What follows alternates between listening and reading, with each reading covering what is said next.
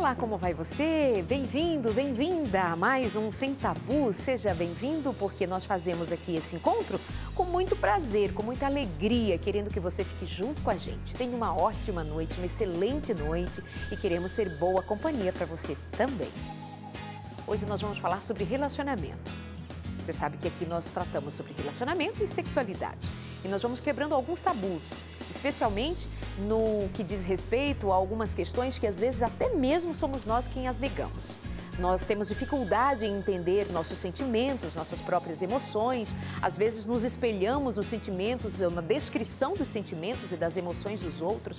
Mas e o nosso universo interior? E o que a gente tem aqui dentro? O que nós sabemos sobre amar? O que nós sabemos sobre nos relacionarmos? O que é isso que você anda buscando no outro? Que vínculos são esses que você tanto quer, mas nunca alcança? Que desejos são esses, parece ser inalcançáveis? E você precisa entender um pouco mais do seu universo emocional, daquilo que vai dentro do seu coração, a respeito das conexões emocionais, como elas se criam, o que significam, como nós criamos vínculos, como mantemos vínculos. É sobre isso que nós queremos conversar hoje. Porque não adianta nada nós ficarmos falando de sexualidade o tempo inteiro se nós não falamos sobre relacionamento. Não adianta nada nós falarmos sobre desejos, resolução sexual, não adianta nós pensarmos a respeito do universo da sexualidade sem passar pelas questões do relacionamento comum, de como se dão, de como nós nos desenvolvemos afetivamente. E então nós queremos convidar você para essa conversa de hoje, bem gostosa, aqui no nosso Sem Tabus de hoje.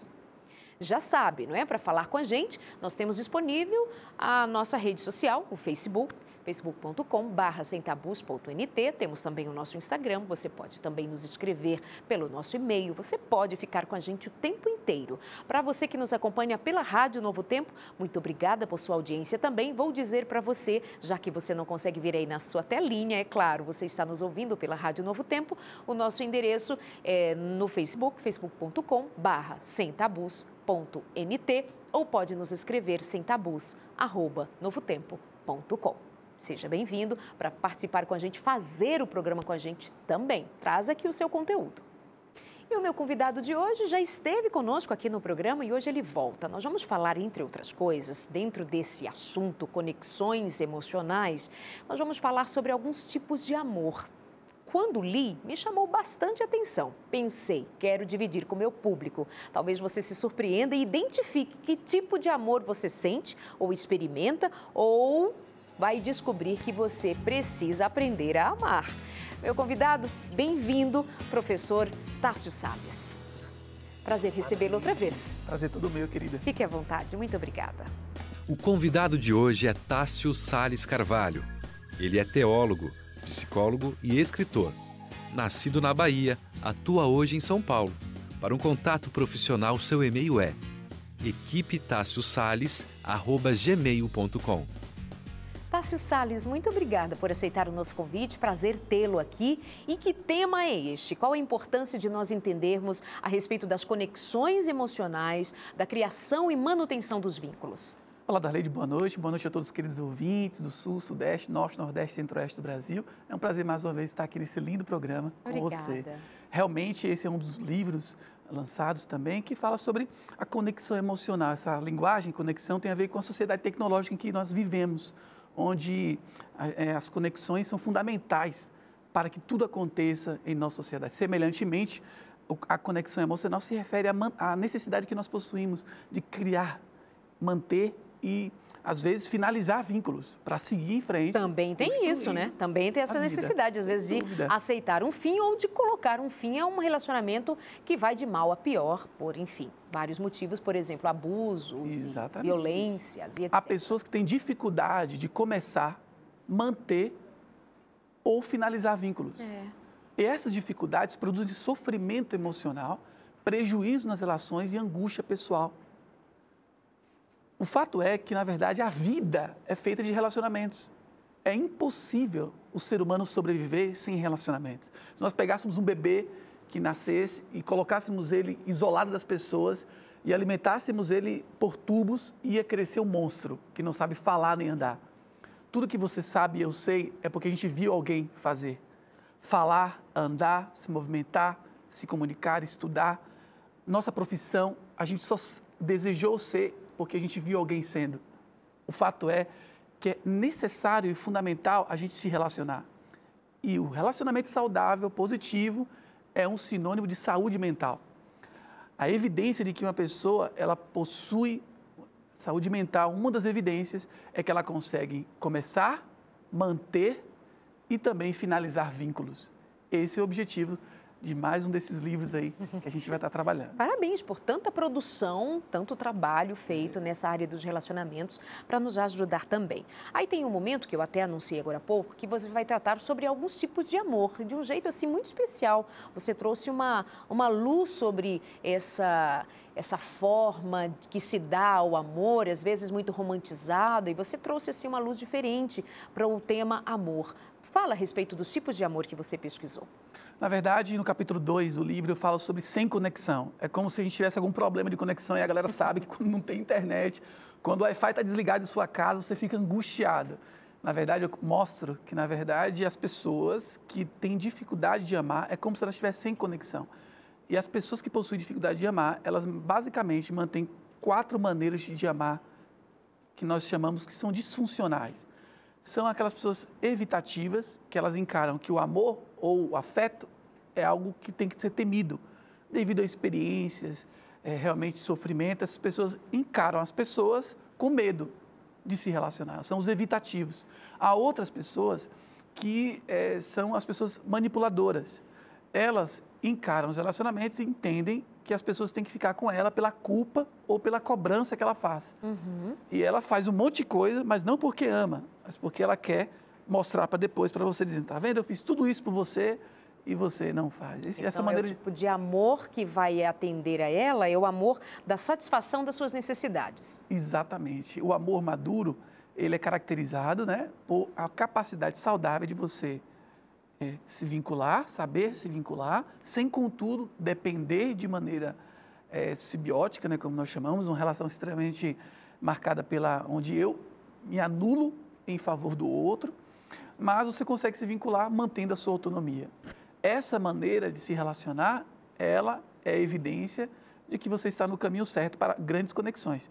E o contrário disso, realmente, é tempo da gente pensar, e esse livro ele vem trazer esses objetivos aí. Você fala do amor, anulação desse que anula o seu eu, você fala do que barganha e tem a ver com culpa e com dívidas, você fala do que evita a intimidade, isso vai dizer a respeito de alguns tipos de amor bem aspeados, vividos por algumas pessoas. Ou seja, tem gente se relacionando com outras para ganhar alguma coisa dela, mas ela chama isso de amor. Então, nós estamos com o nosso ideal de amor perturbado, nós não estamos entendendo. Então, o que você me diz, assim, claramente, sobre esse amor maduro? Como é que eu chego lá? Como é que eu caminho nessa direção? Como é que eu aprendo? Imagina, se eu sou uma pessoa que evita a conexão profunda com o outro, se eu sou uma pessoa idealista, aquele amor que eu quero. Tem uma tese de doutorado que o pesquisador trabalhou os filmes nas últimas 2 décadas, mostrando como o cinema mudou o nosso jeito de entender e experimentar o amor, e inclusive a prática do amor. Ou seja, tem um amor que foi ensinado para a gente nas telas do cinema. Tem aquela mulher que vai me dizer assim, ou vai te dizer lá em consultório, vai dizer assim, não, eu amo, eu tanto amo que eu não vivo sem. Já ouviu isso? Sim, certamente. Eu não vivo, olha, se pedir o divórcio ou se terminar o namoro, eu morro. Ela jura que ama. Você está dizendo que parece que isso não é amor. Você está dizendo que existem aqueles que manipulam. Não, eu amo tanto que vai fazer do jeito que eu quero. E a pessoa que está nessa relação, ela até se sente amada, não, porque ele me quer tanto, ele me deseja tanto, menina, ele não me deixa em paz. Ou ela, né, ela me liga e toda hora, é um amor, ele me ama demais. Deve estar confundindo, segundo o que você diz aqui pra gente, e existem aqueles amores superficiais. Ou seja, isso é um tema delicado, passa pela vida da maioria de nós. E afeta a sexualidade humana, sem dúvida alguma. Também, né? O sexo, ele entra como também um dos instrumentos de manipulação, ou de evitação, ou de excesso, enfim. Daleide, exatamente esses movimentos extremos que são a base para toda disfunção e imaturidade afetiva.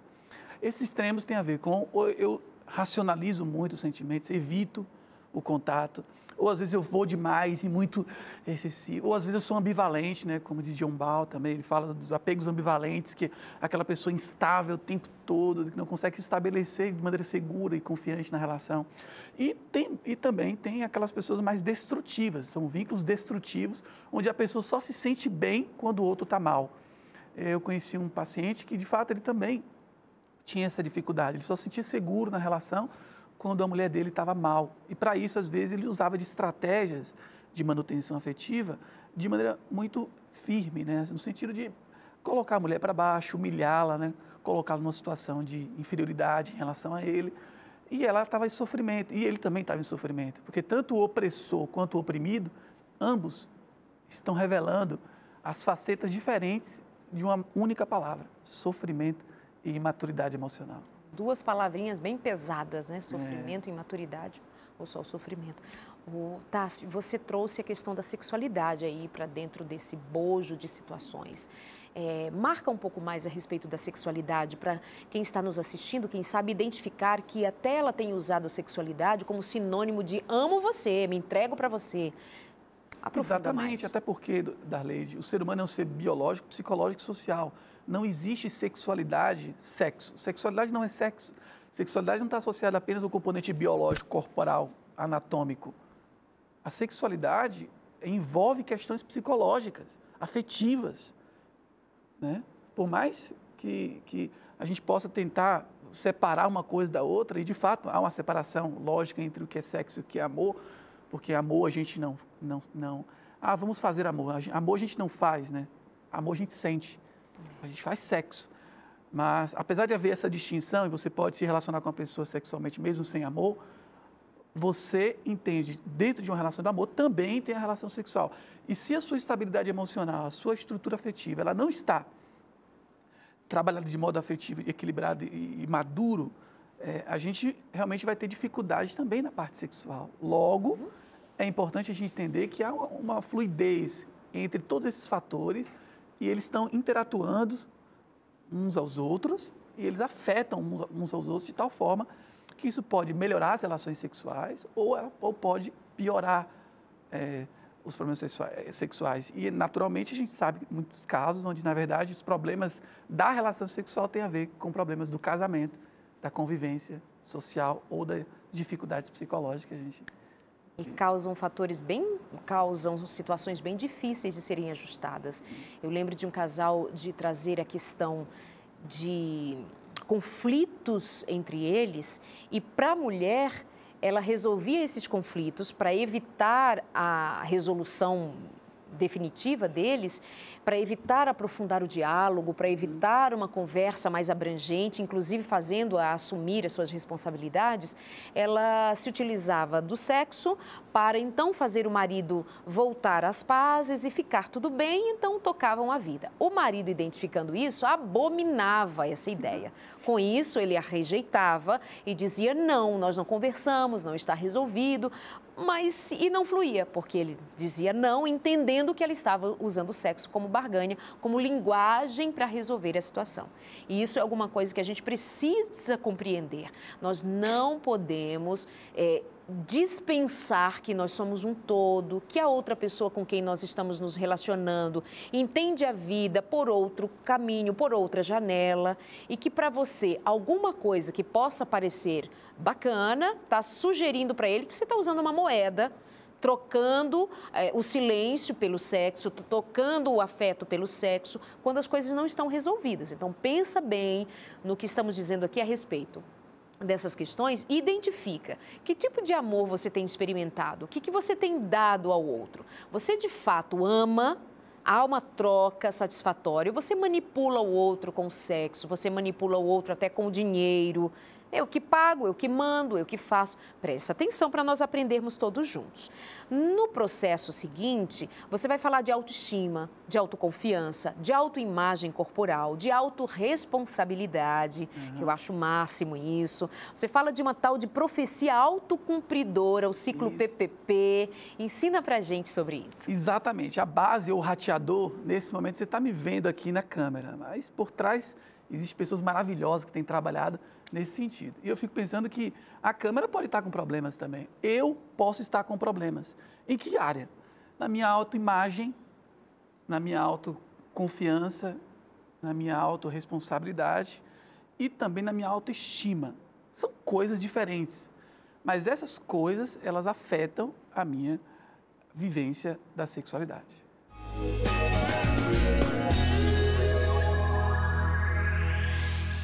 Então vamos lá, com calma. Como é que eu entendo a implicação que existe entre a minha autoestima, como eu me vejo, como a minha autoimagem vai implicar no tipo de amor que eu sinto ou no tipo de amor que eu recebo? Nossa, isso é impressionante, Darlete. Por exemplo, se eu penso, né, que o meu corpo é feio, meu nariz, minha boca, meus seios, partes do meu corpo são feias, ou seja, se a minha autoimagem corporal, a maneira como eu percebo o meu próprio corpo, eu me sinto eu tenho problemas sérios em relação a isso, vai ser extremamente difícil de eu me aproximar das pessoas, dizendo, eu sou muito feio. E se for querer ter intimidade física, mais ainda, eu não vou nem tirar minha roupa. Não, e essas coisas vão prejudicando o tempo todo, porque as pessoas que se sentem bem, né, realistas, aceitam a si próprias, certamente elas mantêm uma espontaneidade. Se eu penso que eu sou feio, se eu penso que meu corpo é... meu nariz, minha boca, vai dificultar, minha cor. Vai dificultar. Agora, vai dificultar, né? A conexão. Outra coisa, a minha autoconfiança. Se eu não confio que eu sou capaz de me relacionar com a pessoa, se eu não confio que eu sou capaz de construir um vínculo saudável e me casar com a pessoa, eu falo, eu não sou digno de ser amado por ninguém. Na verdade, eu não tenho nem capacidade de chegar naquele grupo lá e conversar com aquelas pessoas. Se eu tenho uma autoconfiança negativa, também eu vou ter problemas, tanto na minha construção de vínculos, seja eles quais forem. Seja amizade, seja no trabalho, seja na escola, seja na minha intimidade com o meu relacionamento. Se eu tenho também problemas com a minha autoimagem, ou seja, se eu dou um valor excessivo àquilo que eu tenho de ruim, e se eu vejo que tudo que eu faço é ruim, e eu dou uma conotação negativa para tudo que eu faço, também terei prejuízo em relação a isso. E se eu tenho problemas com a minha responsabilidade como pessoa, aí que vai ter grande dificuldade mesmo, porque eu vou pensar que o outro é responsável pela minha vida, que ele que sempre tem que fazer, é ele que sempre que tem que agir, é ele que... Ou eu faço o contrário, né? Tudo a culpa é minha, tudo a culpa é minha, tudo a culpa é minha. Ou seja, as pessoas não têm uma autorresponsabilidade equilibrada, realista. Elas sempre colocam a culpa em todo mundo, em Deus, no diabo, no outro, em si, menos na realidade. E a realidade nem sempre é isso que a gente acredita. Olá pessoal do Sem Tabus, eu sou Daniela Sneng, psicóloga. Estou dando uma passadinha aqui para falar um pouquinho sobre autoestima.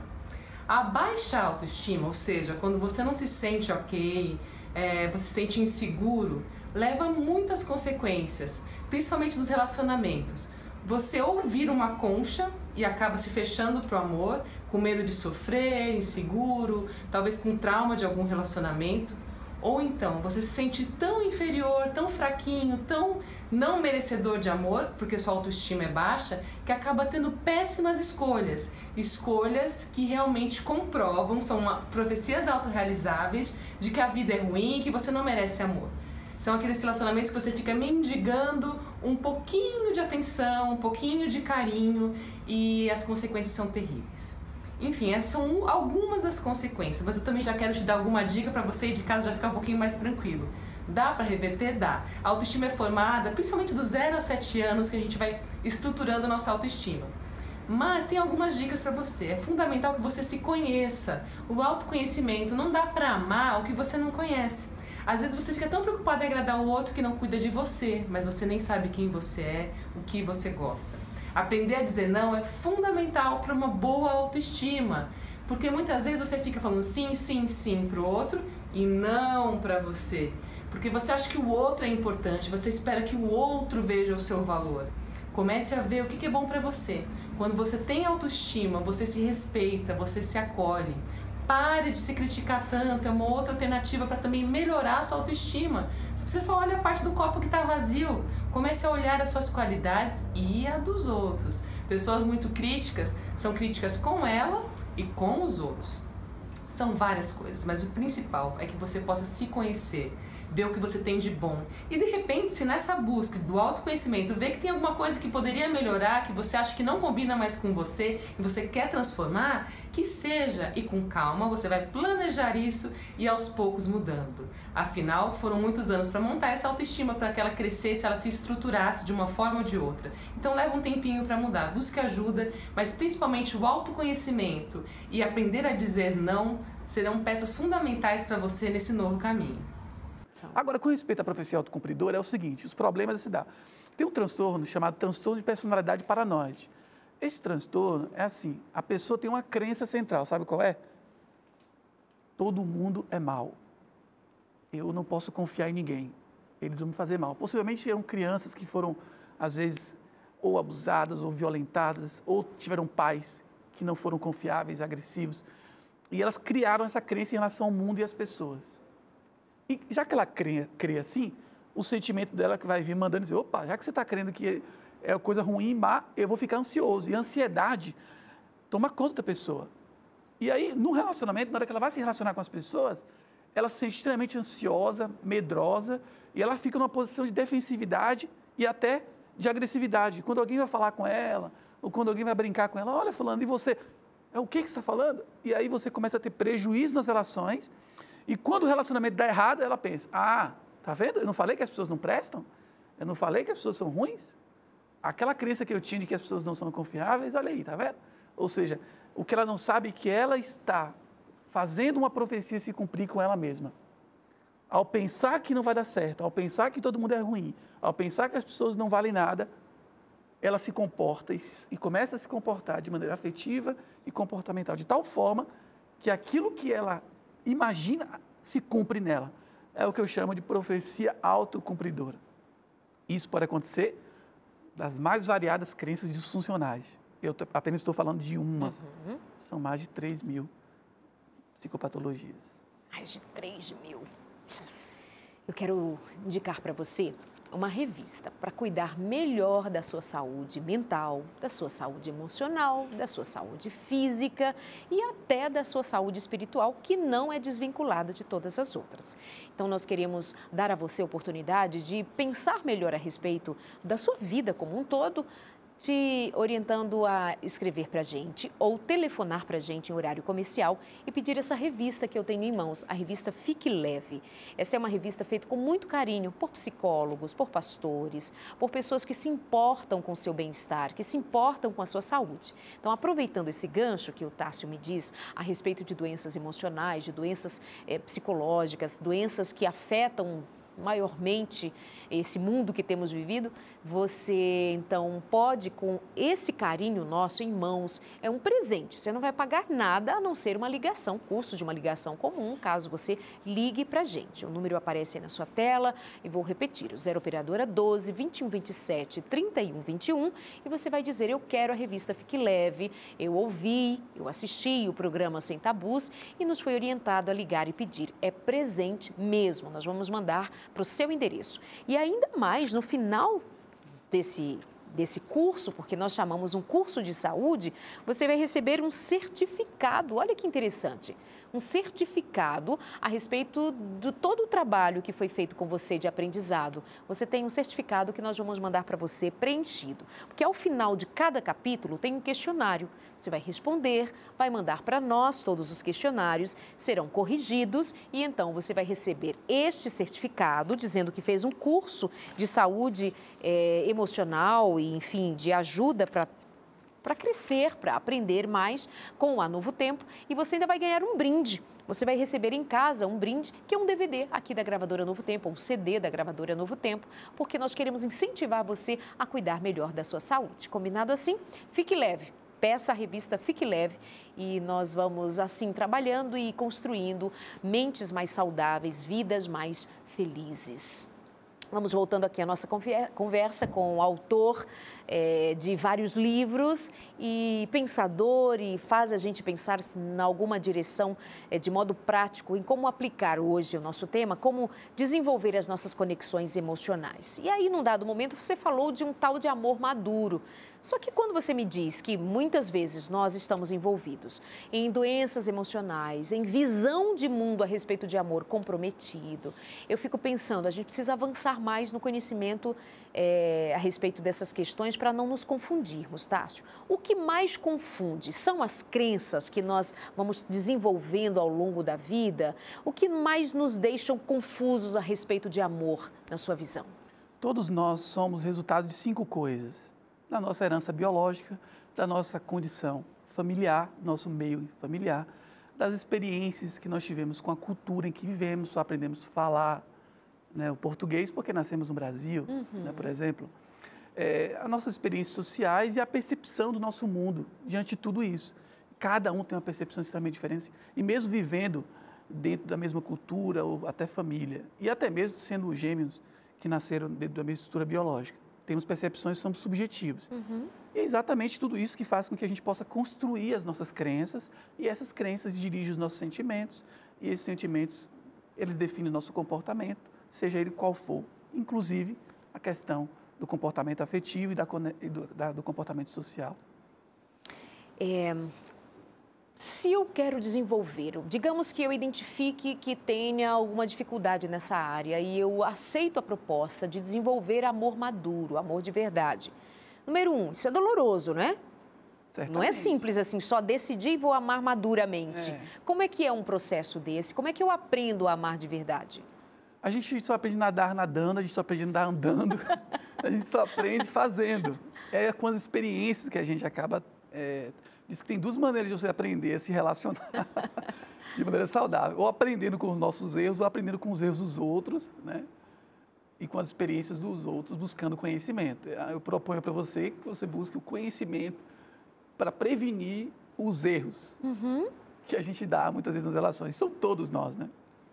De modo que eu fico pensando de que, sem dúvida alguma, Darlete, essa é a maneira que a gente aprende a fazer, praticando. Vivendo, caindo, acertando, levantando. A psicoterapia, eu atendo na Zona Sul de São Paulo, né? E realmente ela ajuda muitas pessoas.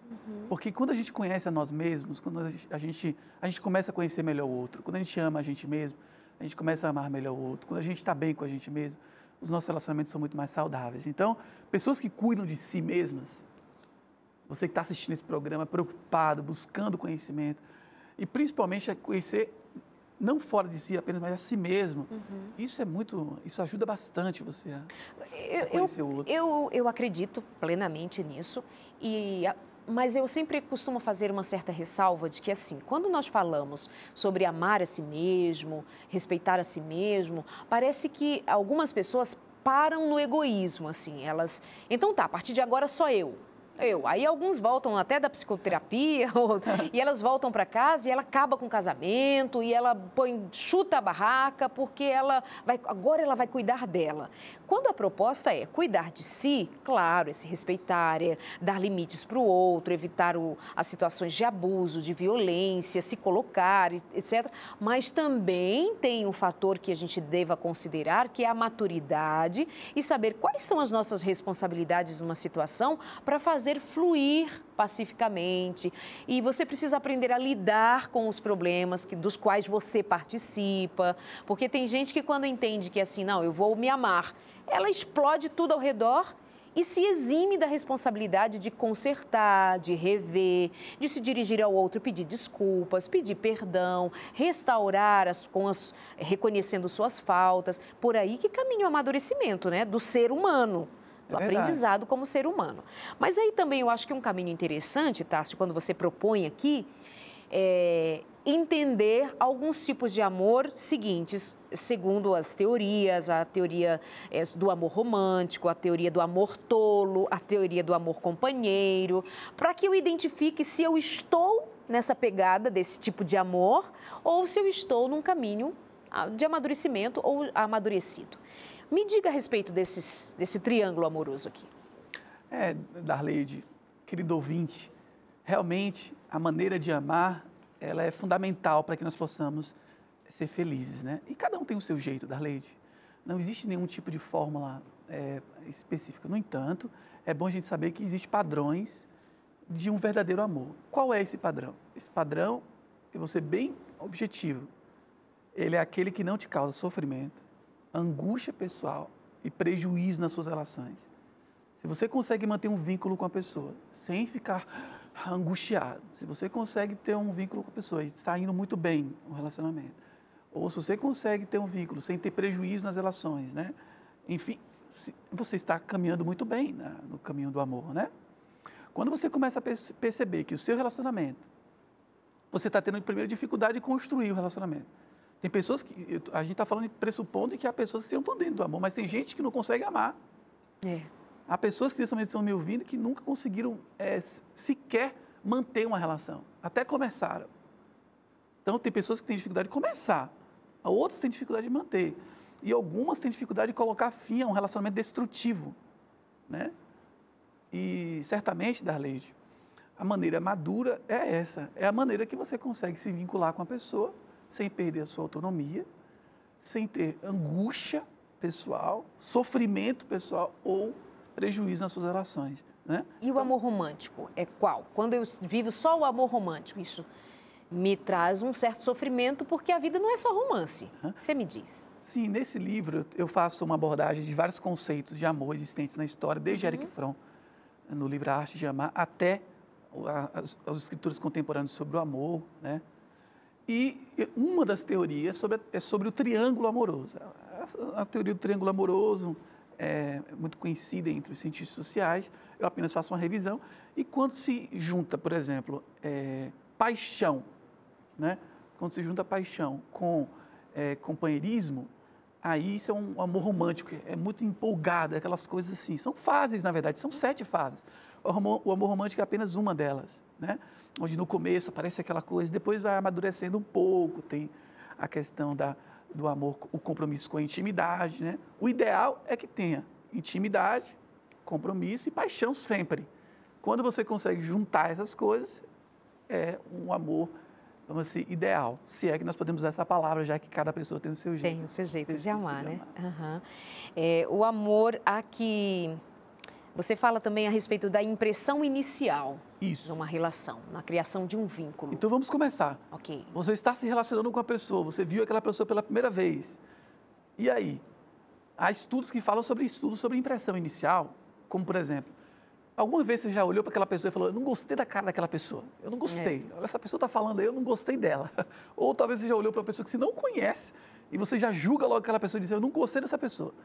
Há um médico psiquiatra, e ele foi psicanalista, fundador da psicanálise, Freud, ele fala uma frase muito interessante, ele fala, desconfie das suas antipatias, né? Ou seja, quando você olhar para uma pessoa e você não gostar dela sem conhecê-la, desconfie de você mesmo, porque pode ser alguma coisa. Primeiro, aquela pessoa pode ter uma coisa que você queria ter, como você não tem, aí você fica com raiva da pessoa sem nenhuma desconfiança. Segundo, talvez seja que aquela pessoa tem o mesmo defeito que você tem, aí você olha para a pessoa e fala, nossa, aquela pessoa está muito agressiva. E você também pode ser assim, você está com raiva de você mesmo ou da pessoa? 3, pode ser também que aquela pessoa tem uma coisa que te falte, né? É o que nós chamamos de inveja, né? Quando a gente se sente humilhado pelo sucesso do outro, porque o outro expõe a minha fraqueza. É uma coisa um pouco bem profunda, né? Mas o fato é que a gente pode olhar para uma pessoa e não gostar porque aquela pessoa tem o que eu queria ter, ou a pessoa tem o que eu queria ter, né? Quando a pessoa espelha um defeito que eu também tenho, ou quando aquela pessoa relembra alguma pessoa que me machucou no passado, teve alguma experiência que eu tive e foi negativa. E você olha para a pessoa não tem nada a ver com aquilo, você olha para a pessoa e fala, olha lá, ou às vezes tem até o próprio nome, né? Ou seja, ela pode despertar o seu defeito, o seu desejo, o seu inimigo ou um estigma. Exatamente, ou um estigma cultural. Você olha para uma pessoa e só porque ela, de acordo com seus padrões morais, ela não é aquela pessoa correta, você já julga a pessoa. Olha como ela está se vestindo, olha como ela está se comportando. Condena e rechaça e acabou. Você deixa de olhar para a pessoa tal como é. Essa impressão inicial é fundamental. Sorrir inicialmente na primeira relação é fundamental para você causar uma boa primeira impressão. Tem outras dicas aí. Você fala sobre proximidade, semelhança, gosta de nós, atração física. Nesse momento você está se referindo a? Nesse momento, quais são os critérios que as pessoas mais se identificam ao gostar de alguém? Por exemplo, o que faz você gostar de mim? Basicamente, segundo os estudos, mostram que as pessoas têm uma tendência a gostar de pessoas que pensam e agem semelhante a nós. A gente tem dificuldade de gostar de quem pensa diferente de nós. E ao contrário também é verdade. A gente tem facilidade de ter harmonia com pessoas que têm o mesmo pensamento, se comportam, pensam e sentem como a gente. A gente tem uma empatia inicial. Outra coisa, o que faz as pessoas também julgarem uma pessoa ser bom ou uma pessoa ser boa, a aparência física. As pessoas, lamentavelmente, até hoje julgam pela aparência. Há estudos que mostram que pessoas que têm uma certa aparência física, elas têm melhores profissões, têm melhores salários, né? E as pessoas tendem a olhar para essas pessoas de maneira positiva, mesmo que não seja. A gente tem uma tendência a olhar, já que é bonita, é boa. Um equívoco, mas é a tendência do ser humano. Uma vez eu li um estudo a respeito de, em julgamentos, pessoas que têm traços mais finos, que têm rostos arredondados e lembra a fisionomia mais infantil, tem bochechinhas, há um número maior de absolvição destes criminosos com essas características e maior condenação com outros traços, etc., que não lembra essa coisa mais angelical. Esse é um modelo eurocêntrico do branco europeu, Exato. Né? Um modelo que foi imposto, inclusive, no Brasil, quando foi no processo de exploração, os índios, eles foram descaracterizados e foi imposto um padrão de beleza e de estética, e assim também o negro, e hoje a hegemonia da pessoa branca como ideal de beleza continua dominando a sociedade de modo negativo, o que faz com que o critério seja estabelecido. A gente tem que criticar, naturalmente, todo o critério, porque a beleza é extremamente subjetiva.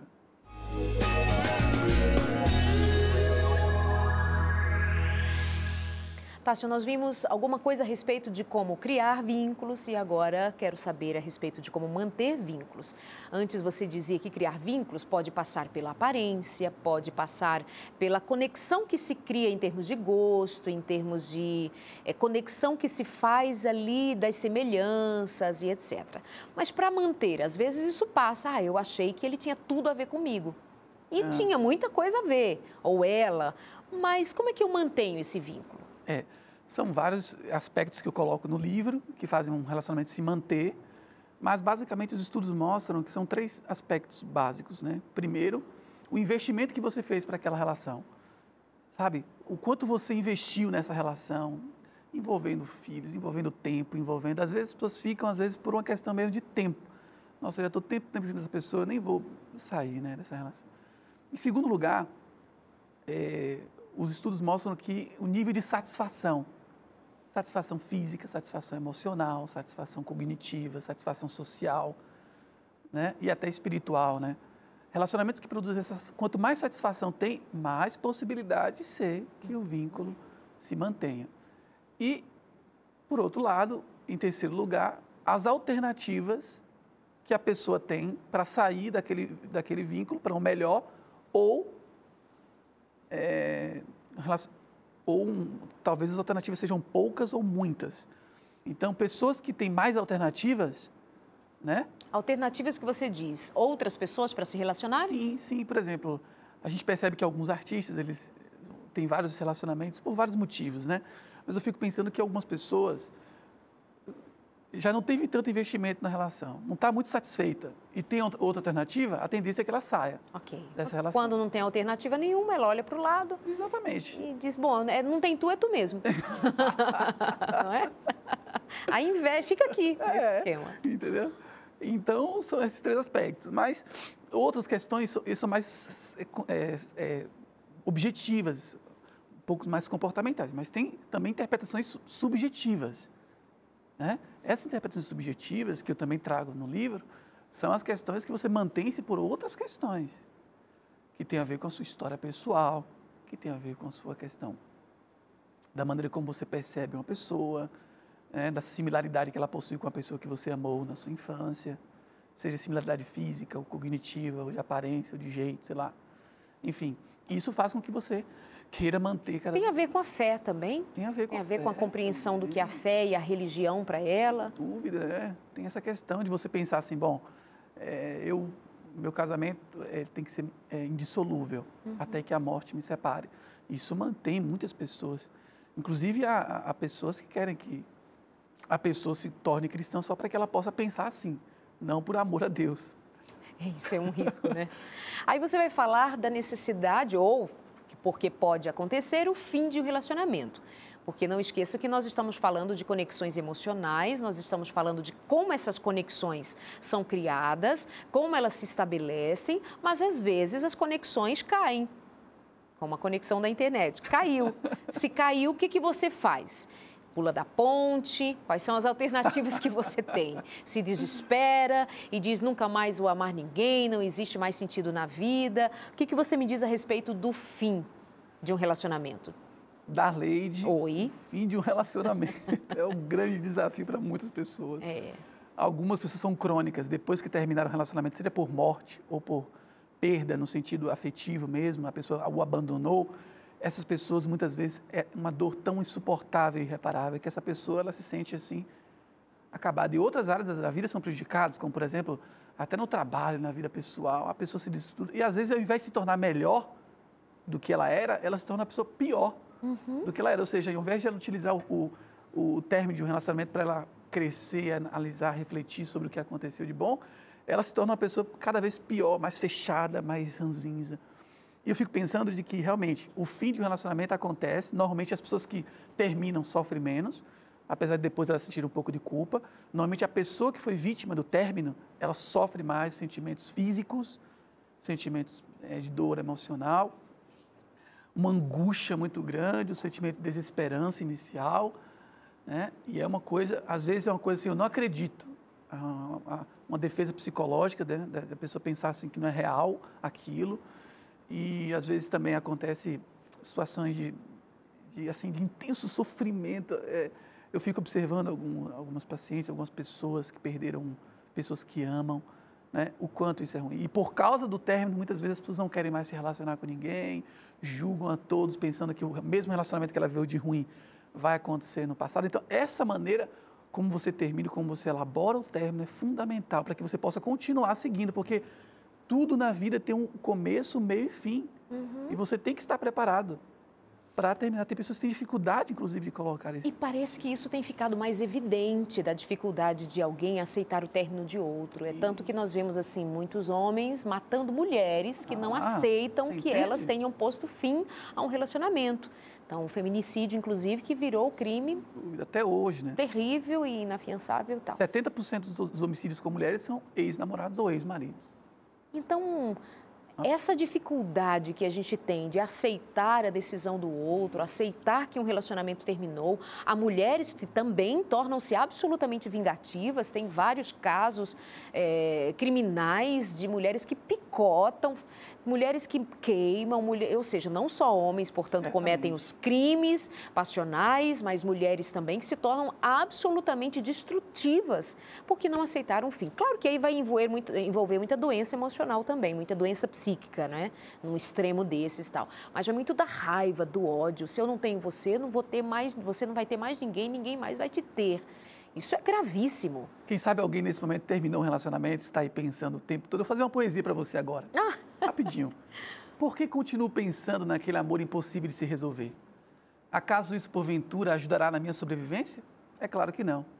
Portanto, varrerei para longe de mim mesmo as lembranças que me transcorreram no decorrer do tempo e saberei que tudo que aconteceu foi para que eu aprendesse alguma lição.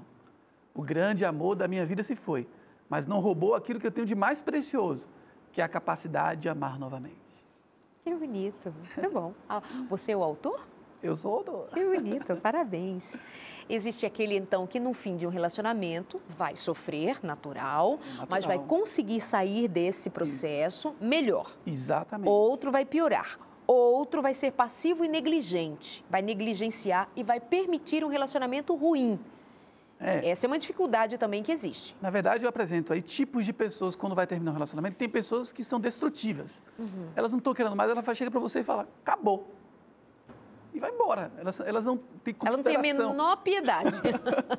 Outras pessoas, elas veem que já acabou o relacionamento, só que são passivas. É o contrário. Elas ficam ali na expectativa de que tudo dê certo, de que as coisas melhorem, as coisas vão cada vez piorando. Outros são passivos destrutivos. Fala, vou esperar piorar, quando ficar ruim, aí eu falo, ó, tá vendo por quê? Mas na verdade já estava. E tem aquelas pessoas que, enfim, são várias maneiras de você terminar um relacionamento. E as pessoas, elas se utilizam de várias estratégias aí para... É que tem gente que diz assim, eu nunca terminei com ninguém, mas já sofreu, feito um condenado ou uma condenada, mas eu não... Pois deveria ter terminado. Pois é, deveria ter dado um passo uma vez na vida para dizer, ó, chega, não deu mais.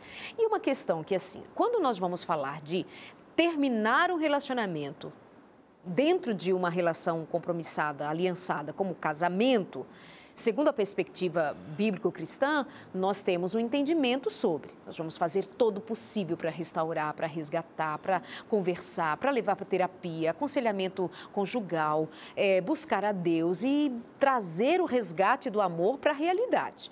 Quando nós estamos falando de fim de relacionamento no namoro, nós temos uma grande flexibilidade, porque é melhor terminar um relacionamento ainda enquanto fase de namoro e até noivado que seja, para evitar o problema ser instalado dentro de um casamento, porque acreditamos haver ali uma demanda maior e uma necessidade maior de nós cuidarmos dessa instituição, desse lugar sagrado chamado casamento. Agora, terminar um namoro?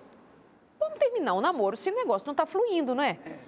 Namoro é feito para isso. Para a gente aprender e ver o que dá e o que não dá. E aí, então, partindo desse fim, ok, finalizou. Próximo passo. O próximo passo é a superação, né? O próximo passo, na verdade, é tão ruim, às vezes, você tem que justificar para as pessoas. Olha, se você viu uma pessoa que terminou um relacionamento... Que dó. Não fica perguntando para a pessoa como é que foi, quem foi a culpa, como é que foi, porque é tentar realmente... Se a gente não é um psicoterapeuta que trabalha com as questões, a pessoa já está fragilizada e você ainda fica tentando ver, encontrar situações, isso é tão doloroso, a pessoa se sente tão humilhada, às vezes tem que dar justificativa social, sabe? É uma coisa horrível. Normalmente as pessoas mentem, né? A maioria das pessoas quando termina um relacionamento fala, eu não estava gostando, acabou. Ou fala, eu não queria mesmo. Mentira, às vezes ela mesmo é a pessoa que terminou com ela. Então, as pessoas mentem porque elas não querem entrar em contato, porque a mentira às vezes é uma tentativa de negar a realidade, né? Então... De não ficar dando explicações para quem também não tem muito a ver com a tua vida, fala né? assim, ó, a pessoa não está me fazendo feliz. E segue sua vida. É verdade. Aí depois com alguém você abre o coração, que você confia, né? E aí você expõe, para de ficar com esse negócio de querer ficar guardando o outro na... E os amigos, né, as pessoas que estão em volta, os familiares, que amam mesmo, quer de toda maneira tirar também a culpa, dizer, não, você não tem culpa, realmente a outra pessoa não prestava, né? Aquilo é um imprestável, joga no lixo. Mas assim, número um, você se relacionou realmente com uma pessoa que era um lixo, a escória da sociedade? Não sei, você também pode até estar lançando sobre a outra essa responsabilidade. Também, né, você vai se relacionar com esse traste. E a outra coisa que, assim, eu acredito que a gente não deva tentar solucionar a questão fazendo assimilações e trazendo questões numa hora tão dolorosa. Dá tempo, só escuta, só deixa. E deixa também um espaço para a pessoa fazer uma reflexão no tempo dela, do jeito dela. Mas sim, você pode ter sido responsável pelo fim de uma relação, mas só que não precisa eu, amigo, nessa hora, ficar importunando, infernizando alguém que já está em grande dor. Deixa, vai chegar uma hora, ela vai criar em alguma oportunidade, ela vai entender que ela errou. Você pode até dar uma sugestão em algum momento, mas na hora da dor, dá ombro, dá colo. Afinal de contas, isso é muito doído. É verdade. Eu acho que, olha, conselho, sabe aquele que procura conselho, mas conselho é bom só quando a pessoa insiste bastante. Eu procuro evitar dar conselhos, a não ser que a pessoa me peça. Né? Sair dando conselho para todo mundo, assim, faça isso, faça aquilo. Quem é você? Cada um tem cada um, você fez, mas é o que eu fiz assim, deu certo. Mas você é você, o outro é o outro. Então, conselho é uma coisa que você dá quando as pessoas te perguntam, as pessoas te pedem, me dá um conselho sobre isso. Aí você pode dar, né? Às vezes eu escrevo um livro, eu faço toda uma visão muito imparcial, procuro manter-me distante para ver a realidade, né? Para não ficar manchando as minhas próprias opiniões com o que está acontecendo na realidade. E no final, eu entendo que as pessoas que compraram o meu livro, elas entendem que eu posso dar um conselho em alguma área e eu deixo um capítulo reservado para dar algum conselho que eu acho importante. Mas ainda assim, esse conselho deve ser digerido por você para saber se de fato aquilo... Porque às vezes, na tentativa de querer fazer o que o outro está fazendo, que a mãe está fazendo, às vezes o pai está aconselhando, que são conselhos, às vezes, são bons, mas às vezes também não são adequados à realidade de cada um. Né? Agora, Tássio, o que você elenca como sendo mais destrutivo para a manutenção de uma relação e elenca como sendo mais construtivo, que favorece que esse amor amadureça, que esse amor cresça? Bem sucinto, assim, o que pode ser mais destruidor e, em contrapartida, o que mais promove uma boa relação? Olha, na minha percepção, o que mais... Você está falando agora, alguns aspectos em minha mente, mas eu fico pensando assim, que você está bem com você, sabe, Darleide? Você... Está sem máscaras, sem medo. Você não querer ficar muito querendo agradar as pessoas o tempo todo, você ficar o tempo todo descontrolado, tentando o que é que a pessoa está fazendo, o que é que ela está falando, sabe? Eu fico vendo assim, que o caminho para o desenvolvimento emocional é doloroso, às vezes demora tempo, mas é possível. Não há pessoas maduras emocionalmente. Todos nós temos limitações, mas eu fico pensando que quando a gente está bem, cuida da gente, a gente consegue amar verdadeiramente o outro. Nós estamos equilibrados, né? O Espírito Santo na vida de uma pessoa, para aqueles que creem no Espírito Santo como pessoa divina, que atua nos pensamentos e sentimentos, promove domínio próprio, mansidão, promove bondade, benignidade, promove uma visão realista da vida. E eu creio que a presença do Espírito Santo é fundamental. Além disso, o que pior, e o contrário disso é exatamente aquilo que pior faz com que as relações acabem, é o descontrole. Então, para marcar essa mensagem no seu coração, não é um conselho, mas é alguma coisa que pode fazer você pensar ainda melhor a respeito do tema amor e como você tem amado, deixamos isso para você. O amor é poder. Nesse princípio, acha-se envolvida força intelectual e moral, que dele não se pode separar. Tudo quanto é feito por puro amor, por mais pequenino ou desprezível que seja aos olhos dos homens, é inteiramente frutífero, pois Deus olha mais a quanto do amor alguém põe no que faz do que na quantidade que realiza. O amor não trabalha por proveito nem pela recompensa. Todavia, foi ordenado por Deus que grande ganho acompanhe seguramente toda obra de amor. Este é difusivo em sua natureza e sem ruído em sua maneira de agir, e todavia forte e poderoso em seu desígnio de vencer grandes males. Sua influência é de molde a abrandar e a transformar, e tomará posse da vida dos pecadores e lhes tocará o coração quando todos os outros meios se houverem demonstrado infrutíferos.